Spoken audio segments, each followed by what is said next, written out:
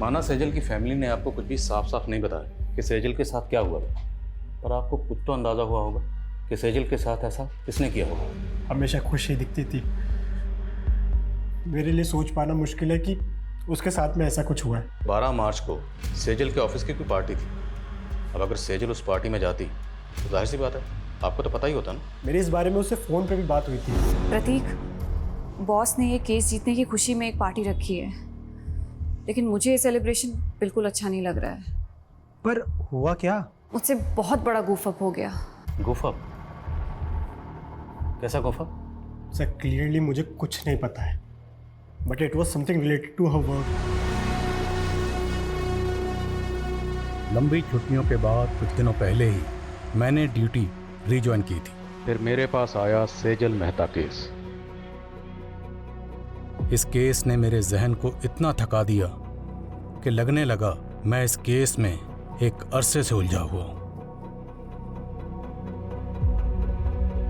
मैं जब भी इस लड़की के बारे में सोचता हूं तो एक अजीब ख्याल मेरे जहन को जकड़ लेता है। पुलिस वाले मृत विक्टिम से कभी मिल तो नहीं पाते, लेकिन फिर भी उन्हें विक्टिम की जिंदगी में उतरना पड़ता है। वो दास्तान छुपी थी जिसे एक भूल का नाम दिया गया था।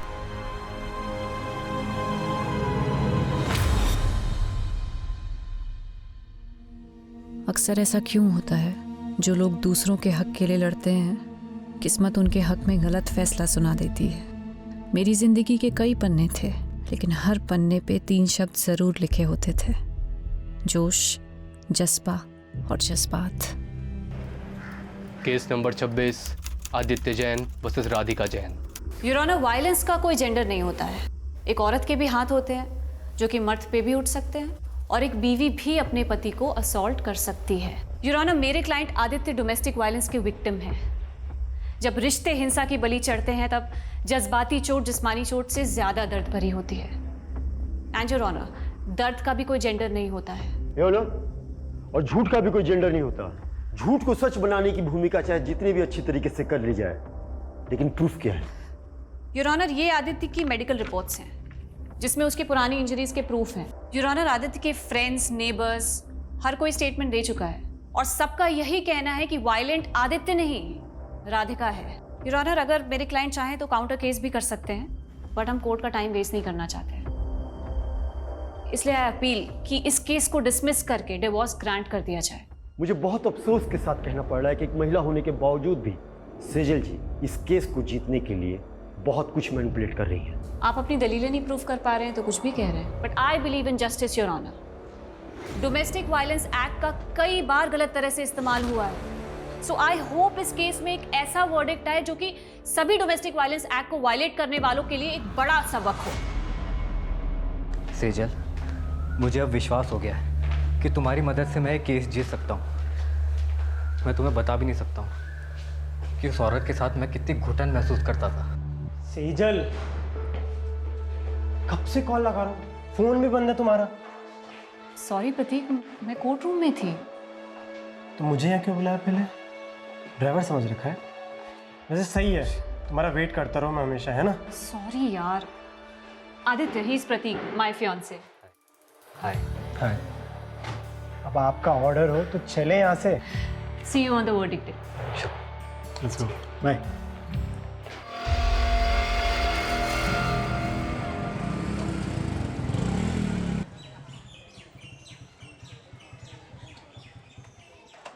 मैंने तुमसे कहा था ना, I was not prepared। और तुम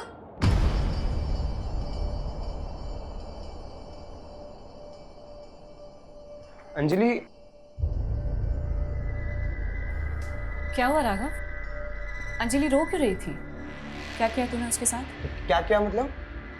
फ्रेंड्स हैं हम, हमारी भी पर्सनल बातें होती है। राघव, तू अभी इतना बड़ा भी नहीं हुआ है, और माँ की एब्सेंस में मैं तेरी बड़ी बहन ही नहीं, तेरी गार्जियन भी हूँ। क्या पका रही होती थी?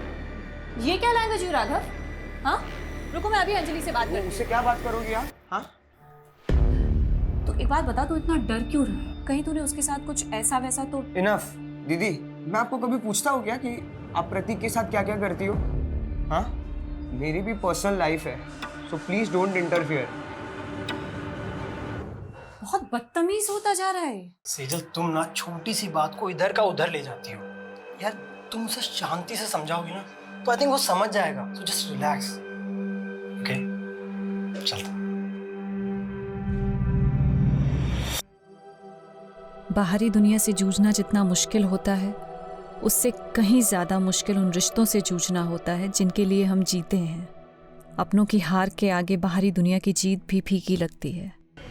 आदित्य जैन वर्सेस राधिका जैन। इस केस के फैक्ट्स, स्टेटमेंट्स और प्रूफ्स पे बारीकी से गौर करने के बाद ये कोर्ट आदित्य जैन को डोमेस्टिक वायलेंस के चार्जेस से बरी करती है।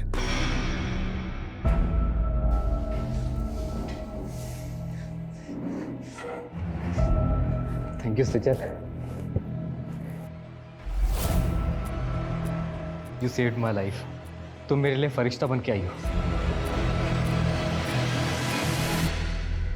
जिंदगी हर मोड़ पे मुझे कामयाब कर रही थी, पर पता नहीं था मैं एक नाकाम सफर भी तय कर रही थी।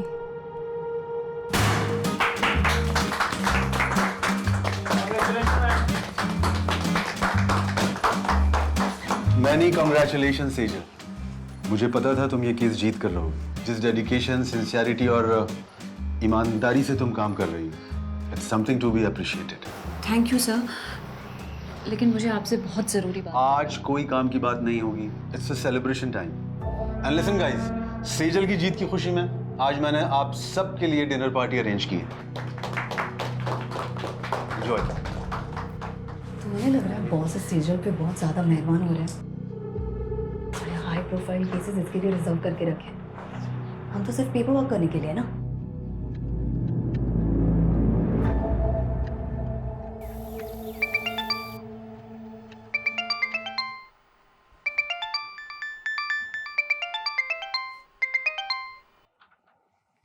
राघव, अखबार में सेजल और उसके केस के बारे में छपा हुआ है और उसने मुझे बताया भी नहीं। कहाँ है वो? दीदी सो रही होगी माँ, मुझे भी सोने दो। 8 बज रहे हैं राघव, उठ और सेजल से कह मुझे फोन करेगी। दीदी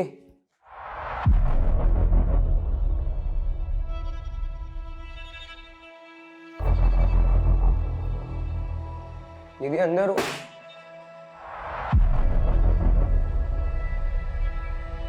दीदी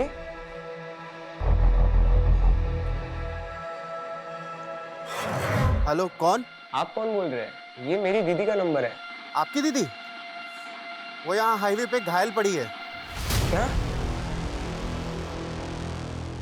ये लो पकड़ो। आपने ही फोन किया था?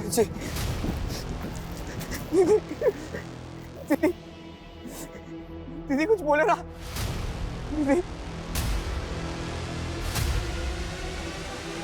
राघव,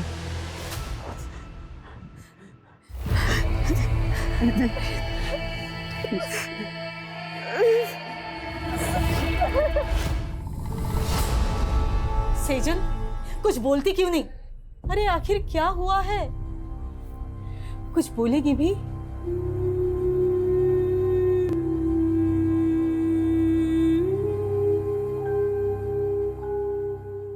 मुझे लगता है शायद दीदी के साथ रेप। क्या? इसीलिए पूरे रास्ते कुछ बता नहीं रही थी। मैंने उनसे काफी बार पूछा क्या हुआ दीदी, लेकिन उन्होंने कुछ बताया नहीं। पुलिस को बुलाना चाहिए। नहीं, मुझे सेजल से अकेले में बात कर लेने दे। तू बाहर जा।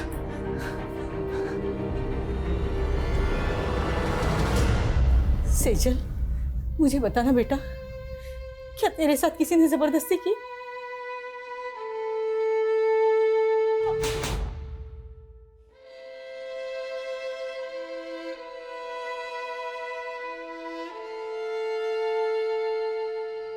राघव, सेजल ठीक तो है ना?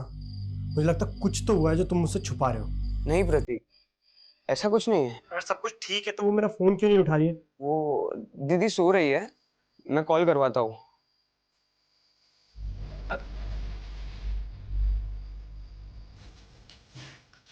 पड़ोसी कुछ भी कह रहे हैं, तिल का ताड़ बना रहे हैं। लेकिन माँ सच सच बताओ, दीदी की तरह आप भी मुझसे कुछ छुपा नहीं रही हो ना?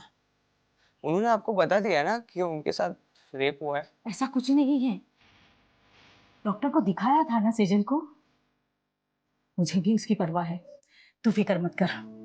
वो धीरे धीरे नॉर्मल हो जाएगी। नहीं, यहाँ बैठे बैठे कुछ नहीं होगा। मैं दीदी को लेके जा रहा हूँ, काम करेगी तो उनका मन बदलेगा। ठीक है, मैं भी तेरे और सेजल के साथ वहां आती हूँ।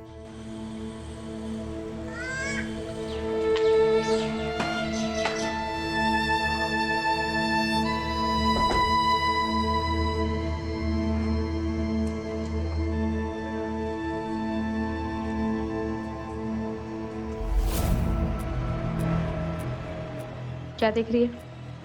चल अंदर।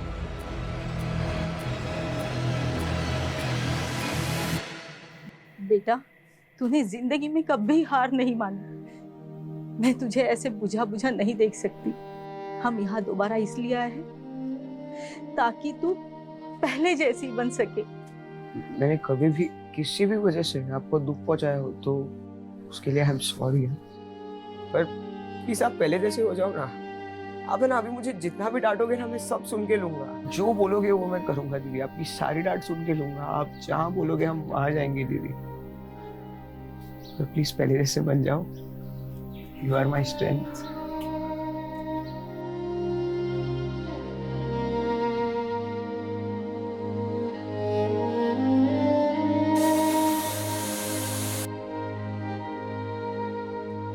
अपने दर्द छिपा के मैं पहली बार एक झूठी जिंदगी जीने की कोशिश कर रही थी। सच मुझसे नाराज था या मैं सच से नाराज थी? मेरी दलीलें मुझे ही उलझा रही थी, पर अपना फैसला भी अब मुझे ही करना था। राघव, तू पक्का सेजल को लेके मुझसे कुछ छुपा नहीं रहा है ना? मैं भी पनवेल आ रहा हूँ। नहीं प्रतीक, वो हम आ गए हैं, सिर्फ 2 ही दिन हुए हैं। अरे तू सेजल का फोन क्यों बंद है? मेरी बात कर उससे। हाँ देखता हूँ। दीदी,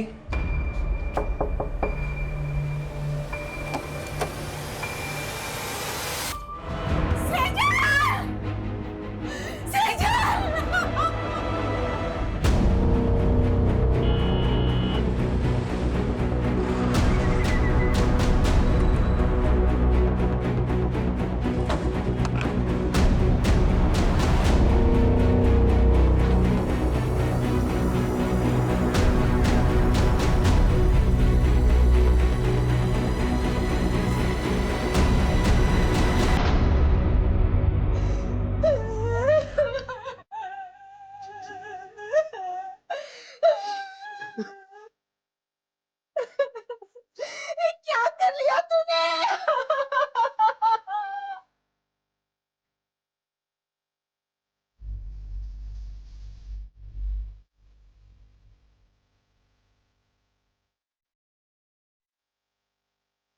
सर, ये देख। मेरी शिकायत खुद से, अपने आप से। मैं ऊपर वाले को थैंक्स बोलती हूँ जिसने मुझे ये जिंदगी दी, दुनिया के सबसे अच्छे माँ बाप दिए, प्यारा सा भाई दिया।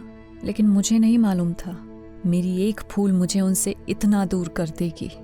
मुझसे बहुत बड़ी भूल हो गई जिसकी सज़ा मैं अपने आप को दे रही हूँ। मुझे हमेशा अफसोस रहेगा कि मैं आपका साथ छोड़कर जा रही हूँ। आपकी सेजल। शहर की एक युवा लॉयर सेजल मेहता की लाश घर में फंदे से लटकी पाई गई। क्या सेजल ने खुदकुशी की या ये एक हत्या है? ये सवाल फिलहाल पूरा शहर पूछ रहा है। प्रारंभिक जांच में अभी तक पुलिस कोई ठोस नतीजे पर पहुंच नहीं पाई है। ये सुसाइड नोट में सेजल ने किसी भूल का जिक्र किया हो। क्या भूल हुई थी? और उसके चेहरे पर चोट के निशान थे। वो चोटें कैसी आई? आप लोग बोलते क्यों नहीं है? ये सब माँ की भी भूल है सर। कैसी भूल? सर 15 दिन पहले होली की त्योहार की रात दीदी एक पार्टी में गई थी। वहाँ उनके साथ कुछ हुआ था सर। पूरी रात घर भी नहीं आई और सुबह सर मुझे लग रहा था उनके साथ रेप हुआ था। रेप? सेजल किसकी पार्टी में गई थी? कहाँ गई थी? अच्छा सुन, मैं तुझसे कल बात करती हूँ। क्यों? आज घर नहीं आने वाली हो? आऊंगी, पर शायद थोड़ा लेट हो जाए। एक पार्टी में जा रही हूँ। उन्होंने सिर्फ इतना बताया था कि वो किसी होटल कस्तूरी में गई थी और पूरी रात घर नहीं आई थी। तो क्या ये भूल थी या फिर आपको ये मालूम होता है कि आपकी बेटी के साथ रेप हुआ है, आपने फिर भी पुलिस में कंप्लेंट नहीं की। उस भूल का जिक्र उसने इस खत में किया। मेरी बेटी का रेप नहीं हुआ था सर, मैंने डॉक्टर से उसका चेकअप भी करवाया था। देखिए, सेजल को बहुत ही बुरी तरह से मारा पीटा गया है। कहीं ऐसी वैसी तो बात नहीं, मेरा मतलब है रेप। ये मैं कंफर्म नहीं बता सकती। अगर आप पहले सेजल को यहाँ पे लेके आए होते तो शायद मैं कुछ कंफर्म बता सकती थी। सेजल के साथ मारपीट किसने की थी? दीदी ने कुछ भी नहीं बोला था सर, वो ट्रॉमा में थी। लेकिन धीरे धीरे वो हमसे घुलने मिलने लगी थी। ऐसे कैसे सुसाइड कर सकती है वो? आप कहना क्या चाहती हैं? क्या कोई बाहर से आया और उसने ज़बरदस्ती आपकी बेटी को अंदर पंखे पर लटका दी? सर कुछ समझ नहीं रहा है। मैं कॉलेज गया था और माँ शॉपिंग करना है। जब घर आए तो दीदी। माना सेजल ने खुद आप लोगों को कुछ नहीं बताया, पर फिर भी उसकी हालत देखकर आप लोगों को नहीं लगा कि आप लोगों को जानना चाहिए कि पार्टी में उसके साथ क्या हुआ, किसने किया और क्यों किया? जानने की कोशिश की थी सर, बस इतना पता चला कि पार्टी उनके ऑफिस में थी। ऑफिस कहाँ पर है? Jawahar Nagar, JP associates. और सेजल आपको घायल अवस्था में कहाँ मिली थी? MG road. सर यहीं पे मिली थी मुझे दीदी। आसपास तो कोई सीसीटीवी कैमरा नजर नहीं आ रहा है। जादव सुनो, यहाँ आसपास लोगों से पूछताछ करो, पता करो किसी ने कुछ देखा है क्या।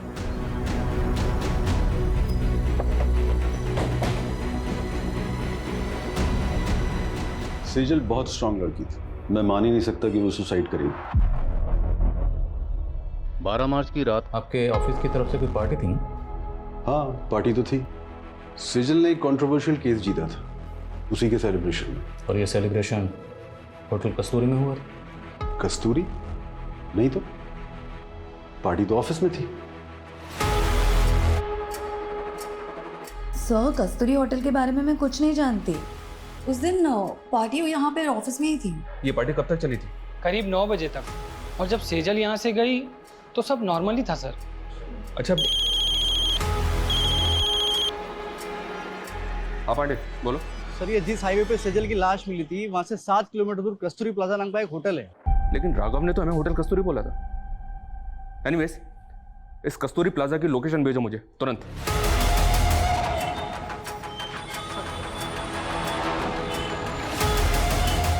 नहीं सर, 12 मार्च को यहाँ कोई पार्टी नहीं थी। इस लड़की को आपने यहाँ देखा था? सर यहाँ तो बहुत से लोग आते हैं, मुझे याद नहीं है। पांडे, 12 मार्च को यहाँ पे जितने भी गेस्ट आए थे सबकी लिस्ट चेक करो और यहाँ का सीसीटीवी फुटेज भी चेक करो। चाहे सेजल यहाँ पे आई हो।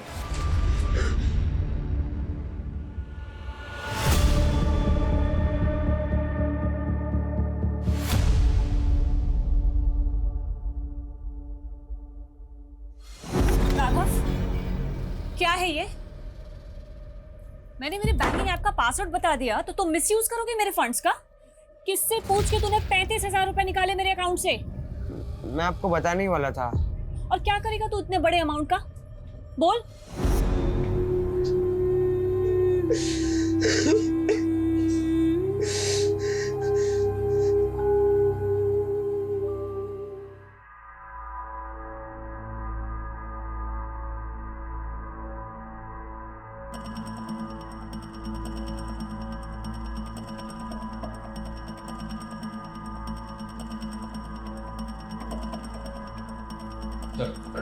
हमने चेक किया, कस्तूरी प्लाजा में 12 मार्च को कोई पार्टी नहीं थी और ऐसा कोई क्लू भी नहीं मिला है जिससे पता चले कि उस रात सेजल वहाँ थी। सेजल के भाई राघव ने होटल कस्तूरी कहा था और ये कस्तूरी प्लाजा है। लेकिन सर, होटल कस्तूरी नाम से कोई होटल नहीं है उस एरिया में। पर पार्टी सेजल की ऑफिस में ही थी, ये तो पूरा स्टाफ कह रहा था। 12 मार्च की ऑफिस की फुटेज चेक करके देख रहे हैं सर, शायद कोई क्लू मिले जिससे पता चले कि उस रात सेजल के साथ हुआ क्या था। 12 मार्च के हादसे को फैमिली वजह मान रही है, जबकि हमें सेजल की लाश उसके 15 दिन बाद 27 मार्च को उसके घर पर ही मिली।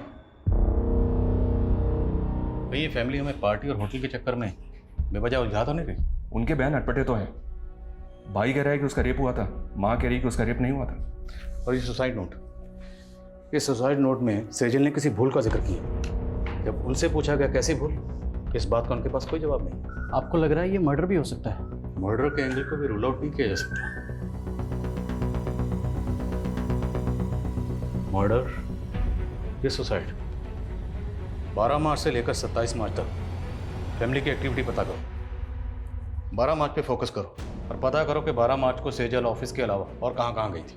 13 मार्च से 24 मार्च के बीच ये फैमिली पनवेल में थी सर। तो पनवेल में अपने खबरियों को एक्टिव करो और पनवेल से लौटने के बाद 24 मार्च से लेकर 27 मार्च के बीच में फैमिली में क्या क्या हुआ सब पता करो। और जिस डॉक्टर ने सेजल को एग्जामिन किया था उससे मिलना पड़ेगा और जिस लड़के से सेजल की मंगनी हुई थी उसे ही पूछताछ के लिए बुलाओ। मैंने 14 मार्च को सेजल का चेकअप किया था। उसके घाव 2-3 दिन पुराने थे। 6-7 जगह तो ब्लड क्लॉट्स हुए थे। ऐसा लग रहा था मानी जैसे कुछ बेल्ट की चीज़ें से मारा गया है। सेजल का रेप हुआ था नहीं? मैं इसको लेके श्योर नहीं हूँ। इनफैक्ट मैंने सेजल के मॉम को भी बोला था। आपकी सेजल से कुछ बात हुई थी? उसने आपको कुछ बताया कि उसके साथ ये सब कैसे हुआ? मैंने सेजल को बहुत पूछा पर उसने कुछ बताया नहीं।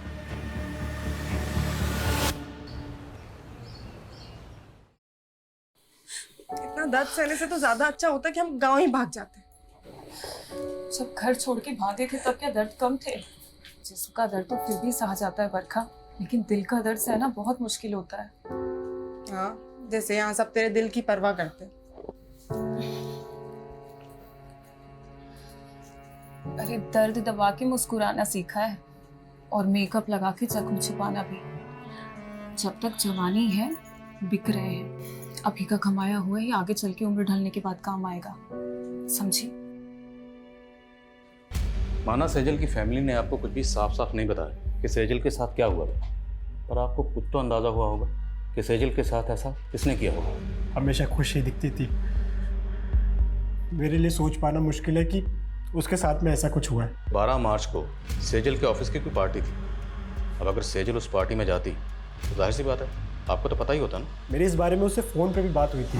प्रतीक, बॉस ने ये केस जीतने की खुशी में एक पार्टी रखी है, लेकिन मुझे ये सेलिब्रेशन बिल्कुल अच्छा नहीं लग रहा है। पर हुआ क्या? मुझसे बहुत बड़ा goof up हो गया। goof up? कैसा goof up? सर क्लियरली मुझे कुछ नहीं पता है, but it was something related to her work. Sejal ने ये लॉ फॉर्म 4 साल पहले ज्वाइन की थी, पर इसमें गौर करने वाली बात है वो ये कि सेजल ने जितने भी केसेस जीते थे या जितने भी केसेस पे वो काम कर रही थी, उनमें से ज़्यादातर केसेस वो थे जो पहले उसकी कुलीग कविता के पास थे। मतलब कविता के केस सेजल को दिए जा रहे, जबकि पहले सेजल कविता को असिस्ट कर रही थी। सर ऑफिस की फुटेज में भी हमने कविता और सेजल के एक और कलीग विकल्प को पॉइंट आउट किया था।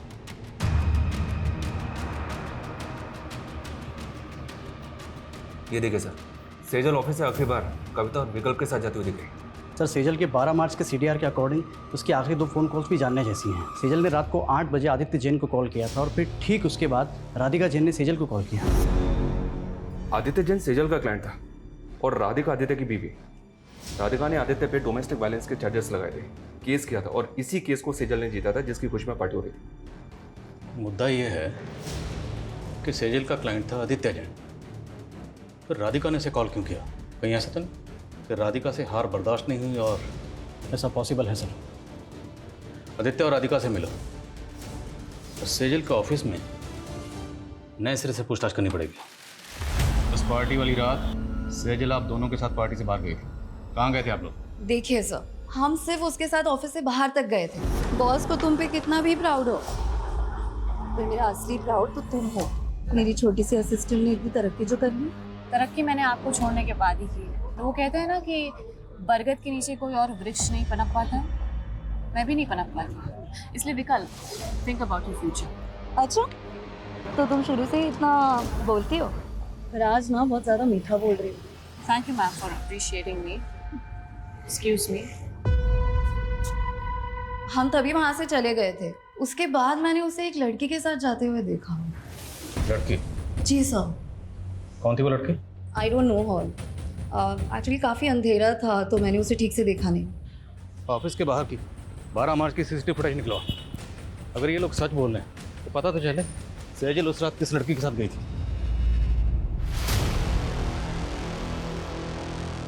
मैंने तुम्हें रोका था, लेकिन तुमने मेरी बात नहीं मानी और अब तुम्हारी वजह से अब मैं प्रेग्नेंट हूँ।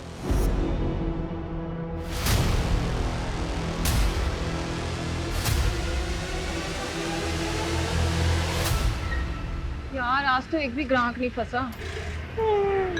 मेरे को तो खड़े खड़े नींद लग रही है, चलना घर चलते हैं। मेरी तो बुकिंग आ गई। इसको पूछना, इसको 2 चाहिए क्या? मेरा भी बोल नहीं हो जाएगा। अरे ये मेरे को देने में तो बार्गेनिंग करता रहता, तुझे कहाँ से देगा? जा तू जाके सो जा।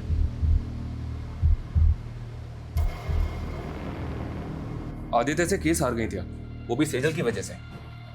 तो फिर 12 मार्च की रात को आपने सेजल को किस इरादे से कॉल किया? नहीं सर, मैंने उसे कॉल नहीं किया था। मैंने उसके 5-6 मिस्ड कॉल देखे, तब जाकर मैंने उसे कॉल बैक किया था। तो बात क्या हुई थी आपकी उसके साथ? सेजल को गिल्ट हो रहा था। गिल्ट? अब क्या है सेजल? सॉरी राधिका, जिंदगी में पहली बार मैंने एक गलत इंसान का केस ले लिया।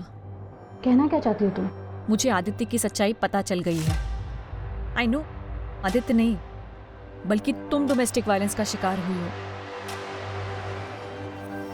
मैं खुद सेजल की बात सुनकर हैरान थी सर। ऊपर से वो बोल रही थी कि वो मेरे लिए आदित्य के खिलाफ लड़ेगी। हाँ बोलो। सर, ये आदित्य के घर पे तो ताला है और मैंने पता किया ये 12 मार्च से ही गायब है और काफ़ी दिनों से इसका फ़ोन भी बंद आ रहा है। आदित्य का 12 मार्च से गायब होना और आदित्य की वाइफ राधिका का ये कहना कि सेजल को उसके लिए गिल्ट हो रहा था, मामला कुछ समझ में नहीं आ रहा। इस गिल्ट को क्या हम सुसाइड नोट में लिखी भूल से कनेक्ट कर सकते हैं? तो फिर सवाल ये है कि इस केस को जीतने के बाद 12 मार्च को जो पार्टी दी गई, सेजल उसमें शामिल थी। सेजल उस पार्टी में क्यों गई? राधिका की बात पर हम ऐसे ही यकीन नहीं कर सकते, हमें खुद क्रॉस चेक करना होगा। Right sir. जिस औरत पर अपने पति को टॉर्चर करने का आरोप हो, वो सेजल से बदला लेने के लिए उसको भी तो टॉर्चर करवा सकती है। तो फिर आदित्य क्यों गायब है? सर, शायद उसको भी राधिका नहीं गायब करवाओ, वो उसका राज जानता था। अब इस राज से पर्दा तभी उठ सकता है जब हमें पता हो कि आदित्य क्यों गायब हुआ और कैसे गायब हुआ। आदित्य की बैकग्राउंड खंगालो और मुझे लगता है कि हमें इस बारे में सेजल के बॉस से बात करनी चाहिए। सर। हमें सर, सेजल की पोस्टमार्टम रिपोर्ट। पोस्टमार्टम रिपोर्ट के मुताबिक कॉज ऑफ डेथ स्ट्रैंगुलेशन, मतलब मौत दम घुटने से। जिस्म पर चोटों के निशान थे, पर पोस्टमार्टम रिपोर्ट रेप कंफर्म नहीं करती। वो शायद इसलिए क्योंकि पोस्टमार्टम उसकी मौत के काफ़ी दिनों बाद किया गया। मुमकिन है कि रेप हुआ क्योंकि लड़की के साथ ज़बरदस्ती तो हुई थी। सर, सुसाइड नोट से सेजल की हैंडराइटिंग मैच हो रही है और हमारी पनवेल के खबरियों से इन्फॉर्मेशन मिली सर। कैसी इन्फॉर्मेशन? पनवेल में सेजल के चाचा चाची रहते हैं। पिछले 7 सालों से दोनों परिवार के बीच कोई बातचीत नहीं है। दरअसल सेजल के पापा की दुकान थी जो सेजल के चाचा ने हड़प ली थी। शैलेंद्र, मेरे पति के गुजरते ही तूने अपने रंग दिखाने शुरू कर दिए। पहले उनका बैंक अकाउंट फ्रीज करवा दिया और अब उनकी दुकान हड़प ली। अरे मैं अपने बच्चों की देखभाल कैसे करूंगी? मैं हूं ना, खर्चा उठा लूंगा तुम सबका। वो दुकान मेरे पापा की थी चाचा जी, आप वहाँ सिर्फ नौकरी करते थे और ऐसे कह रहे जैसे हम पे एहसान कर रहे हैं। बस सेजल, भाभी समझाओ इसको। भैया के बाद कोई नहीं है मेरे अलावा तुमको पालने वाला। पाला मेरे पापा ने है आपको चाचा, अपनी दुकान में काम देके, और आप हमें पालोगे। शैलेंद्र, जबान को लगाम दो इसकी, नहीं तो हाथ पैर जबान सब काट के रख दूंगा। और भूता है ना तो आके हासिल कर लेना वो दुकान। शैलेंद्र ने हमें सताया तो बहुत था सर, और शैलेंद्र के उस थप्पड़ ने सेजल के अंदर बहुत बड़ा परिवर्तन ला दिया था। कैसा परिवर्तन? लॉ पढ़ रही थी सर। उन्होंने ठान लिया था कि चाचा से हमारा हक लेकर रहेगी। दिन रात उन्होंने पढ़ाई की और उसके साथ साथ पार्ट टाइम जॉब भी करती थी। चाचा के खिलाफ केस की पैरवी उन्होंने खुद की थी सर। उसने अपने जीवन की हर लड़ाई जीती थी सर। समझ में नहीं आता खुद से कैसे हार गई।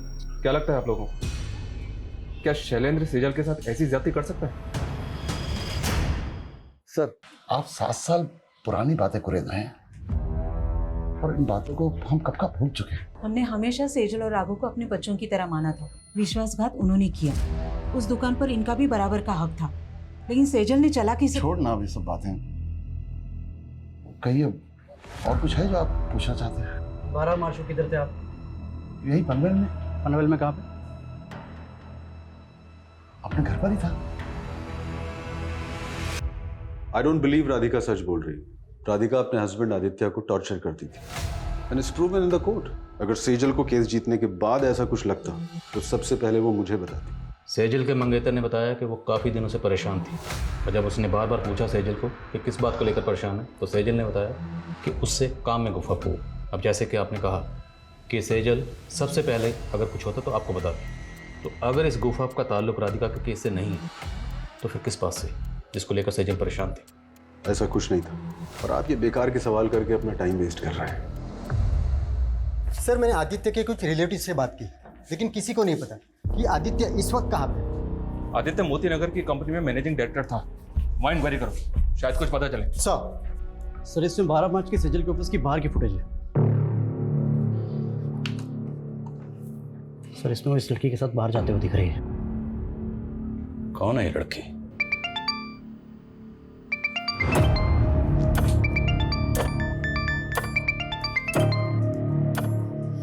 हाँ बरखा बोल। सिमी, एक गाड़ी वाले ने मुझे बहुत टॉर्चर किया, मुझे पैसे भी नहीं दिए और मेरे सारे पैसे ले लिए। मेरे पास तो वापस आने के लिए भी पैसे नहीं है। तू घबरा मत बरखा, कहाँ है तू बता मुझे, मैं आती हूँ तुझे लेने।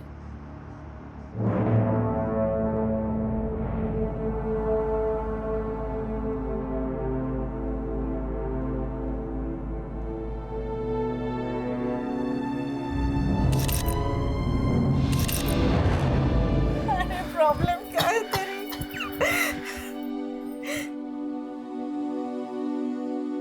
क्या चाहता है तू? फिर से मैं वही दिन देखूं? हाँ?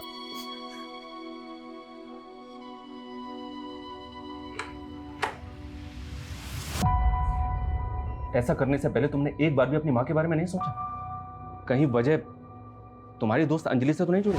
हाँ?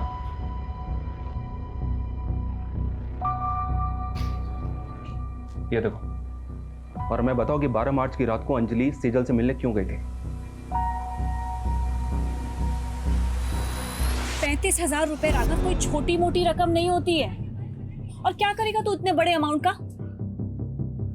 क्या हुआ? सच सच बता, बात क्या है? दीदी अंजलि प्रेग्नेंट है। इतनी बड़ी बात तुमने हमसे छुपाई? सर मैं गिल्ट में था, कहीं मेरी इसी भूल की वजह से तो दीदी ने। सॉरी।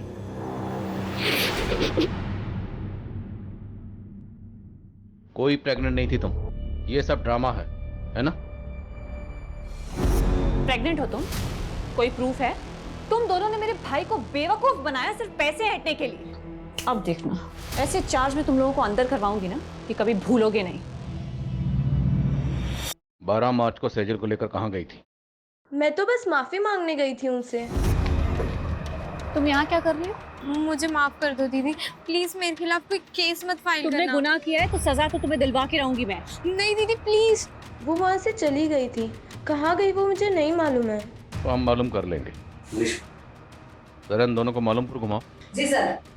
माना तुमने हमसे पहले अंजलि की बात छुपाई, पर हमें अभी तक किसी भी होटल कस्तूरी का पता नहीं चला है। दीदी ने मुझे यही बोला था कि वो उस रात होटल कस्तूरी जा रही थी। अगर होटल कस्तूरी वाकई है तो कहीं तो होगा। हर छोटे मोटे होटल की लिस्टिंग करो और ढूंढो होटल कस्तूरी को। और सेजल अपने भाई राघव को एमजी रोड पर मिली थी। एमजी रोड से लेकर सेजल के ऑफिस तक जहां जहां सीसीटीवी है, सबकी फुटेज निकलाओ, फुटेज स्कैन करो।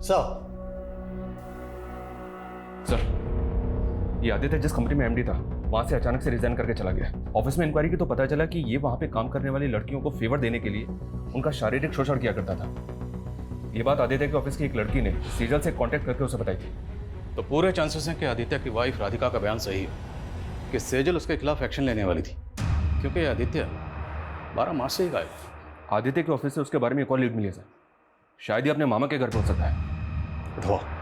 भागा नहीं था मैंने रिजाइन किया था। तुम 12 मार्च से गायब हो। 12 मार्च मतलब उसी दिन जिस दिन सेजल। मैंने कुछ नहीं किया है, मुझे अपने लॉयर से बात करनी है। अपने लॉयर को तो तूने मार दिया। अब किससे बात करेगा? बोल, क्यों मारा सेजल को? देखो मुझे डराना मत। मुझे क्या लग रहा है तेरे साथ हम यहाँ पर टाइम पास कर रहे हैं? हाँ, रेप और मोलेस्टेशन के चार्जेस लगे हैं तुझे, और तेरे ऑफिस की कई लड़कियों की रिकॉर्डिंग स्टेटमेंट है हमारे पास। बोल आप।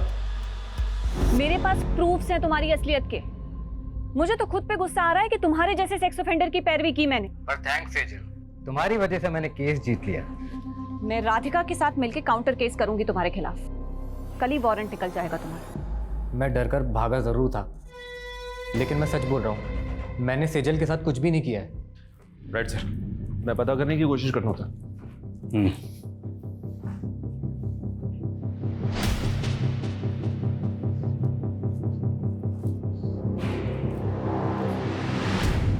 सेजल ने जिस भूल का जिक्र किया था, क्या भूल ये थी कि उसने आदित्य जैसे गलत आदमी की पैरवी की? अगर हाँ, तो फिर वो 12 मार्च से लेकर 27 मार्च तक खामोश क्यों थी? और कोई भी भूल इतनी बड़ी कैसे हो सकती है जिसकी वजह से सेजल जैसी लॉयर सुसाइड कर ले?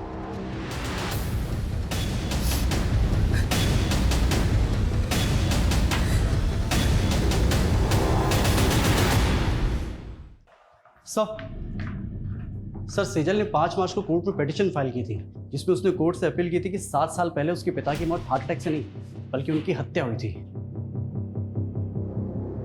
सर पिटीशन तो अंडर कंसिडरेशन है, लेकिन सेजल को ये शक था कि उसके चाचा शैलेंद्र का हाथ इसमें था।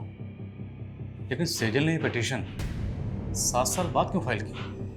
आखिर 7 साल बाद उसके हाथ में ऐसा क्या सुराग लगा हो? सेजल की माँ को भी इस बारे में कुछ नहीं पता, लेकिन सर वो हमें शैलेंद्र के बारे में भी कोई सबूत नहीं मिल रहा है। अगर सेजल की पिता की हत्या के पीछे वाकई उसके चाचा शैलेंद्र का हाथ था और उसके बावजूद वो 7 साल से बाहर है, तो मतलब प्लानिंग लंबी की होगी। और अब सेजल 7 साल बाद उस पर मर्डर चार्जेस लगाकर उसे अंदर करवाने वाली थी। मोटिव स्ट्रांग है। इस शैलेंद्र के बारे में पता करो, उसकी हर एक हरकत पर नजर रखो। Okay sir.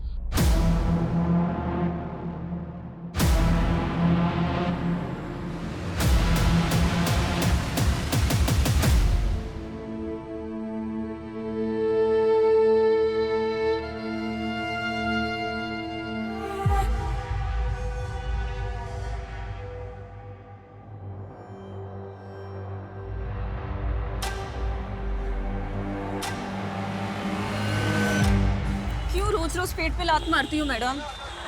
बकबक बनकर। क्या बकबक मैडम? जो मर्डर करके भाग जाते हो उनको तो आप पकड़ नहीं पाते हो और हमारे जैसों को दबोच लेते हो आप। क्या बोल रही है तू? किसका मर्डर? मेरी दोस्त का मर्डर। 6 महीने पहले 12 मार्च को हाईवे रोड पे मेरी दोस्त को मार दिया गया था। उसकी सुनवाई हुई अभी तक? चल ठीक है गाड़ी में बैठ।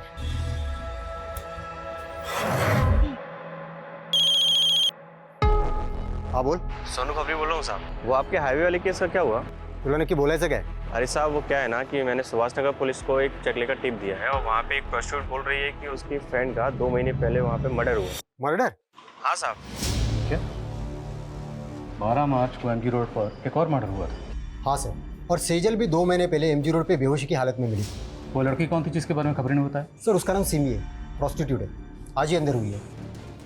इस सिमी से मिलकर चांस लेते, शायद कोई काम की बात पता चले। साहब मेरी दोस्त थी बरखा, उसका एक्सीडेंट हुआ था। लेकिन आपने तो पहले कहा था कि मर्डर हुआ था।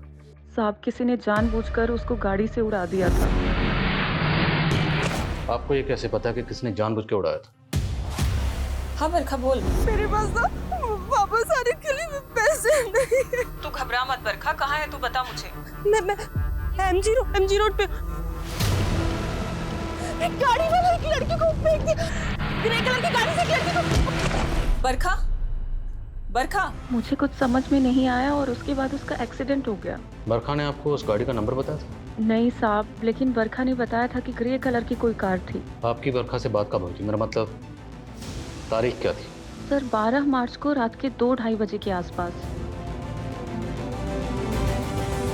12 मार्च की रात को सेजल जहां पर जख्मी हालत में मिली थी उस जगह पर सीसीटीवी नहीं है, लेकिन वहां से 3 किलोमीटर दूर एक सिग्नल है, वहां पे सीसीटीवी है। और रास्ते में कोई भी राइट या लेफ्ट टर्न नहीं है, सीधा रास्ता है। उस सीसीटीवी की फुटेज स्कैन करो, जितनी भी सफेद रंग की गाड़ियां दिखती हैं सबकी लिस्टिंग करो। सर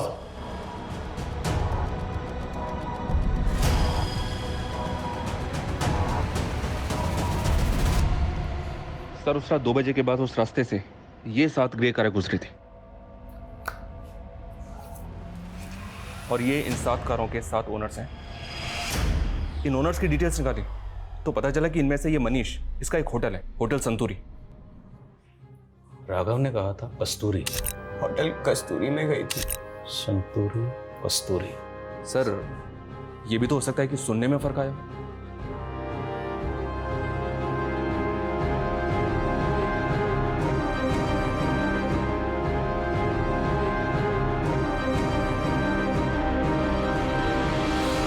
मेरा यकीन कीजिए सर, मेरी सेजल से कोई दुश्मनी नहीं थी। मैं तो बेकार में ही अपने दोस्त के लफड़े में फंस गया। कौन दोस्त?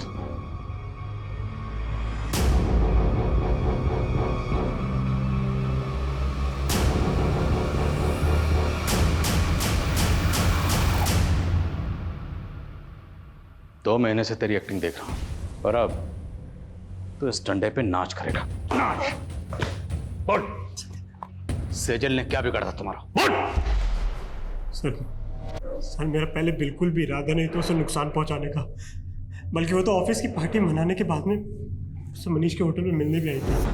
प्लीज प्रतीक, वैसे भी आदित्य की वजह से मैं बहुत गिल्ट में हूँ। पार्टी करने का एकदम मूड नहीं है।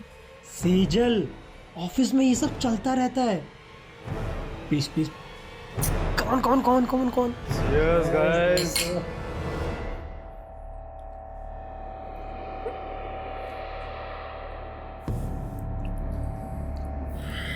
सेजल,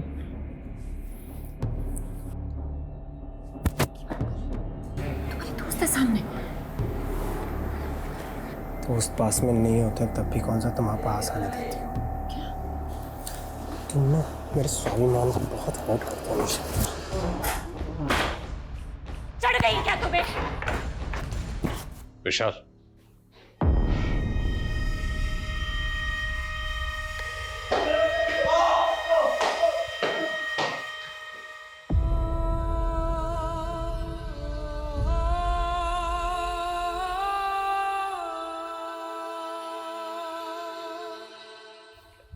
सर सेजल के साथ उसके अपनी मंगेतर ने इतना सब किया, फिर भी वो 15 दिन तक चुप रही। जबकि सेजल कोई आम लड़की नहीं थी, एक लॉयर थी, एक ऐसी लॉयर जो लोगों के इंसाफ के लिए ईमानदारी से लड़ती थी। सेजल प्रतीक को बचपन से प्यार करती थी। उसने प्रतीक पर आंख बंद करके भरोसा किया, लेकिन प्रतीक ने उसके भरोसे को तोड़ा। जब इंसान को किसी अपने सबसे ज्यादा करीबी से धोखा मिलता है तो उस इंसान का पूरी इंसानियत से भरोसा उठ जाता है।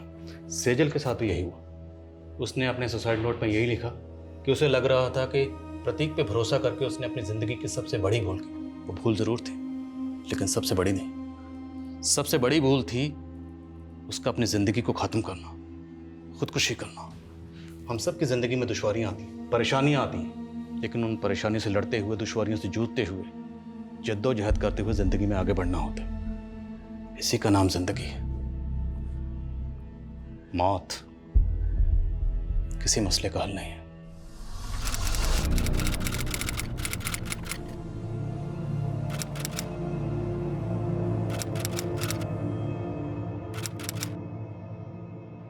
नमस्कार, आदाब। मैं हूं आदिल खान। क्राइम पेट्रोल के जरिए हमने छेड़ी एक मुहिम, वो चाहे गुनाह से सतर्क रहने का सबक हो या फिर आने वाले जुर्म की दस्तक। क्राइम पेट्रोल के हर एपिसोड में हम आपको दिखाते आए हैं हिंदुस्तान की चौंकाने वाली जुर्म की कहानियाँ। 15 जून बुधवार से क्राइम पेट्रोल 2.0 एक नए समय पर टेलीकास्ट होगा, रात 10:30 बजे। तो देखते रहिए क्राइम पेट्रोल 2.0 रात 10:30 बजे, सिर्फ सोनी एंटरटेनमेंट टेलीविजन पर।